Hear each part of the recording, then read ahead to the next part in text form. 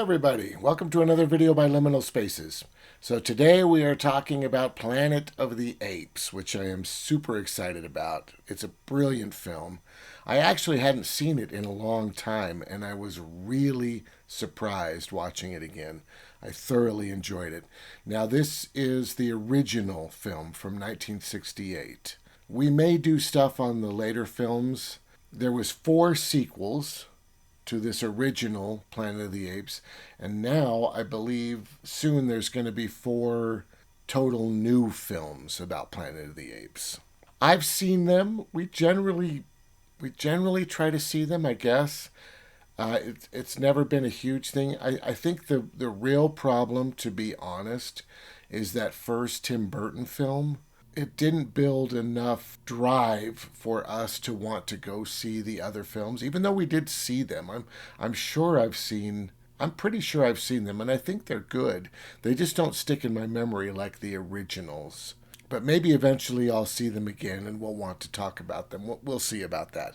But this film is just spectacular. No spoilers here in the beginning. This movie is about a spaceship with humans on it that crash land on this weird planet, and they realize that the planet is controlled by apes, not by humans. It evolved differently than Earth did, and how they try to survive and work there. It's incredible. It's written by Michael Wilson and Rod Serling. So there was 2 groups that worked on this film. The producer, Arthur Jacobs, really wanted this film to get made, and he worked very hard pushing for it. So he put together a group of original people that were going to do it. I think it was like Blake Edwards, but Rod Serling was kind of the main one in my mind that was kind of caught up in this original production. And Rod Serling wrote the original script. Then all of that kind of fell apart because that script that Rod Serling wrote was very expensive. And everybody loved it so much that they didn't want to see any changes. They'd rather not do anything than see that original script be done very cheaply. But the producer kept pushing. He put together a new group of people, and this time with the writer Michael Wilson.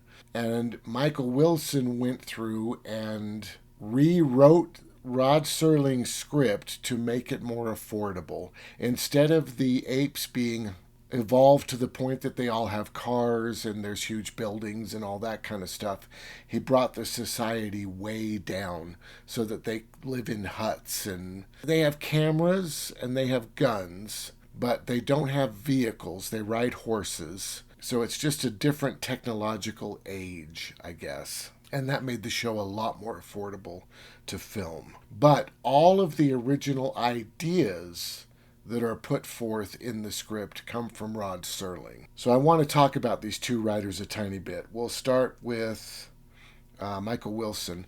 So Michael Wilson did a lot of stuff in Hollywood in the 30s and 40s, and then he went off to World War II. And he fought in World War II, and then when he came back, he got blacklisted because of the McCarthy crap that was going on in Hollywood. So he couldn't write under his own name. He moved to France.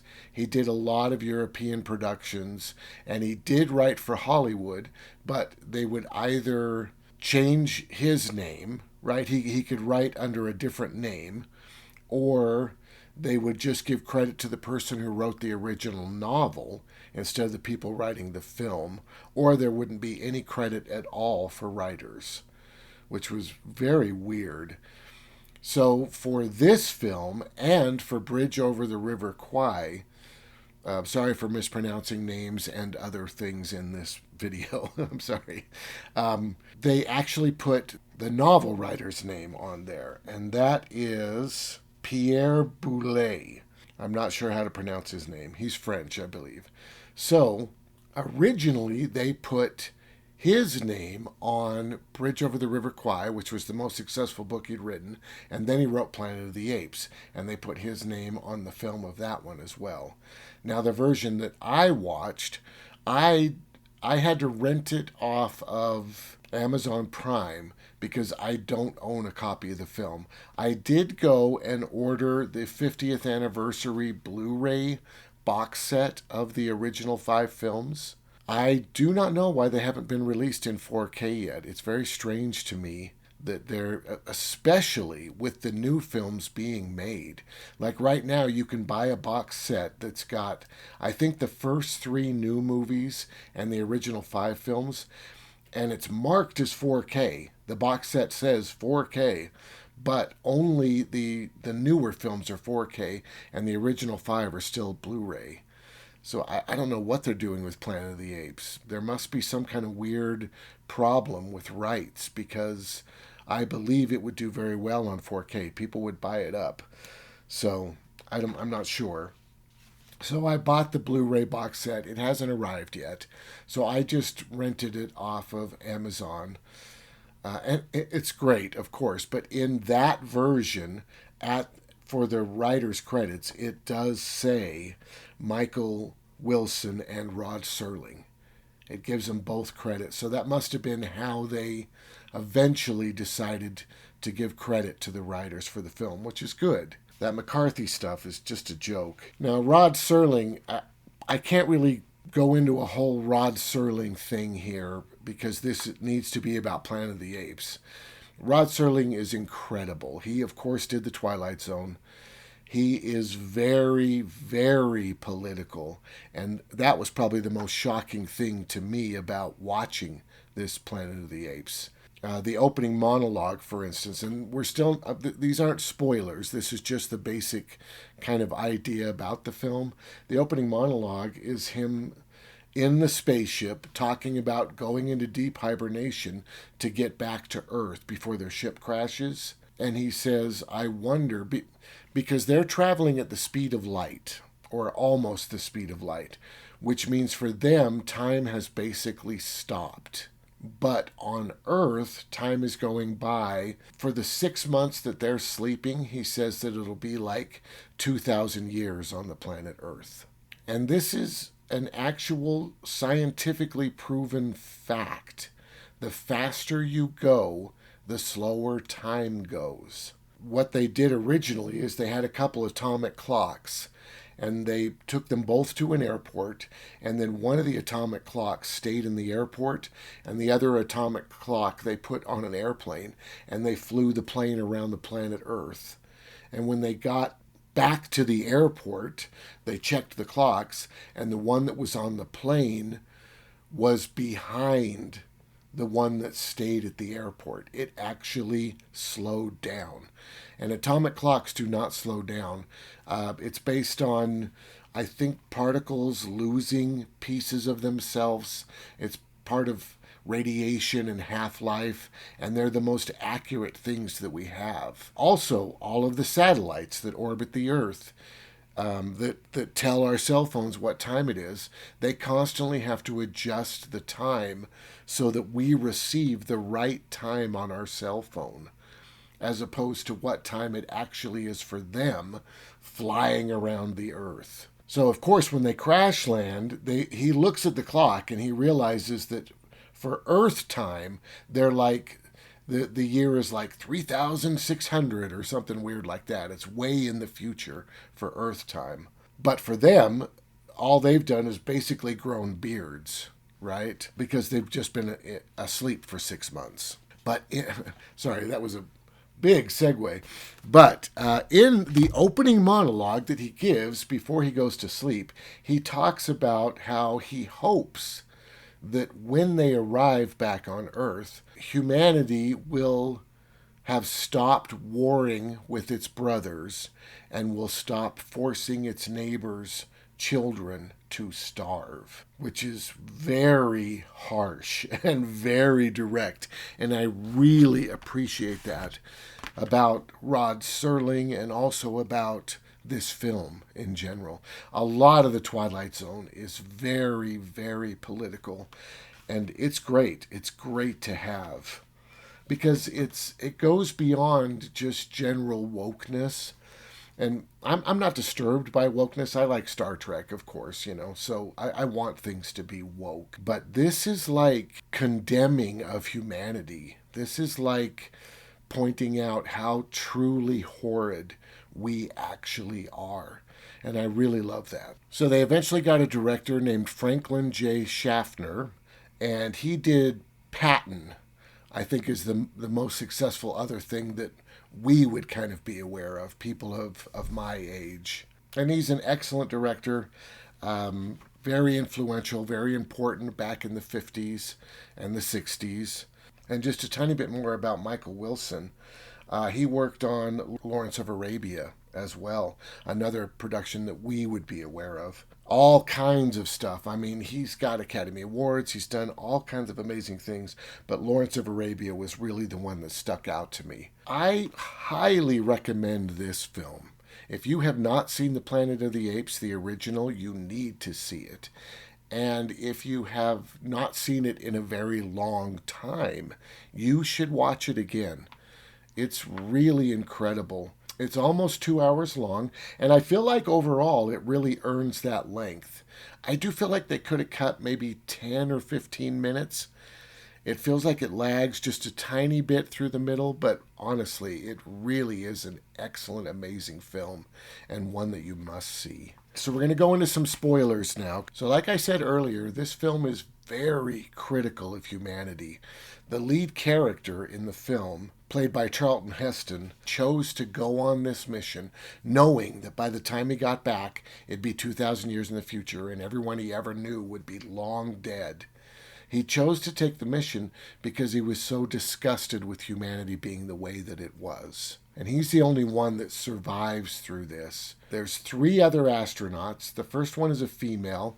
I appreciated the diversity of the group. There's a black guy, and for 1968, I feel like having a female and having a black guy was really making a statement for the time. It was a big deal, and I appreciate that.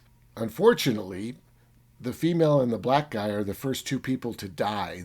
The female has no lines. She literally dies in the crash of the ship. The black guy gets shot, and later we see his body has been taxidermied. It's been stuffed, and he's been put in a museum. Once again, a really harsh, critical statement about humanity in general. Because, of course, I guess this is the major spoiler, this is Earth, right?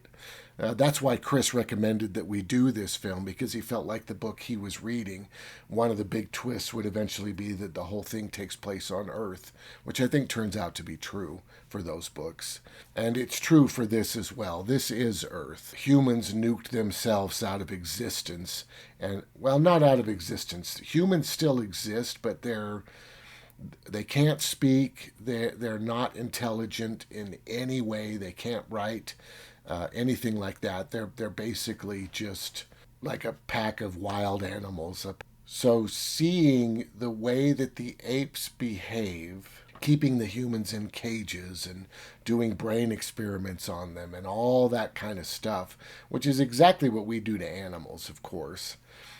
But I do want to kind of push the idea that this isn't really about animal rights. That's not the real thrust of this film. It really is about how disturbing humans are and the horrible things that humans can do.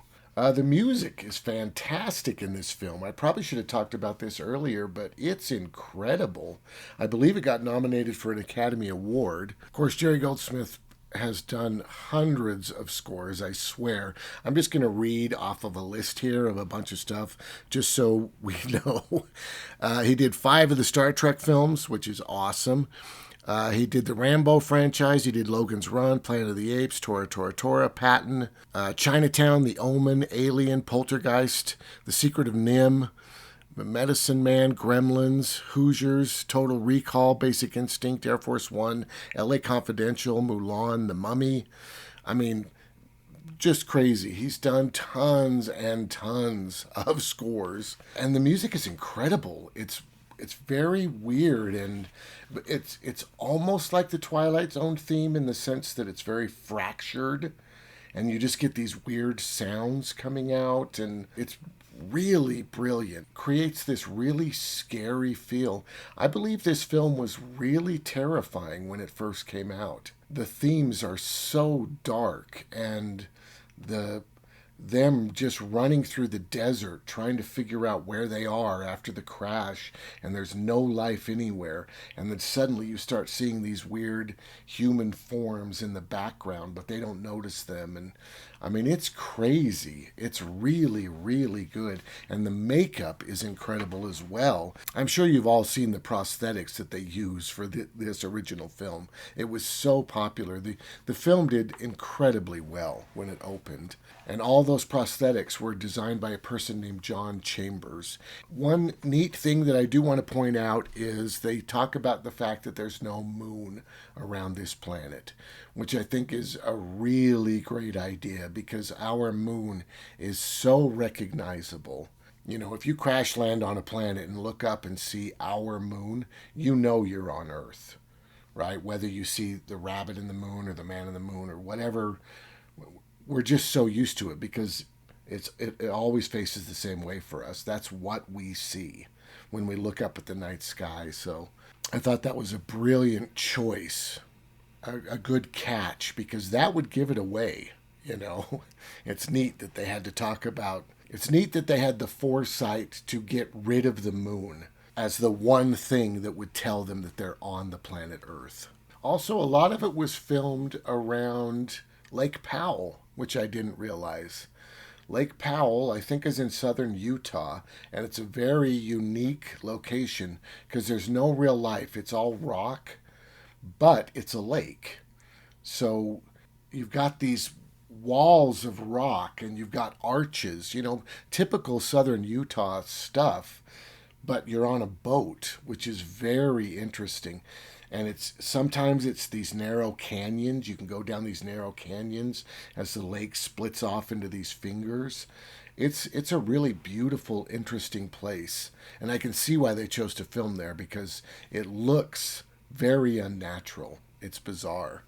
And of course, the ending is the most iconic thing about the Planet of the Apes. Charlton Heston is on the horse and he's riding along the coastline and he comes across the Statue of Liberty and he realizes that he's on Earth. And originally when they wrote the script, they couldn't decide if Charlton Heston should live or die. That was kind of the big debate. And eventually they decided that he should live. But Charlton Heston really wanted to say, "Damn you all to hell." Of course, is swearing, a lot of swearing, and the critics had a hard time with it.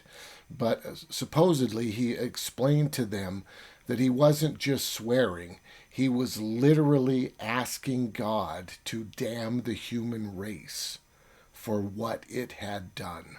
And because he put it that way, they decided to let it go. That he wasn't just randomly swearing, he was literally talking to God. Which, once again, the brutality of this script toward humanity is very harsh. And I really appreciate it. It was very well done. It is an excellent film. I highly recommend it. And I hope you all get the chance to see it. I hope it comes out in 4K soon, so we'll all have a reason to go out and re-buy the thing or re-rent the thing in 4K. All right, well, thank you so much for watching. I hope you enjoyed this. If you did, hit the like button. If you'd like to see more like this, make sure to subscribe, and have a great day.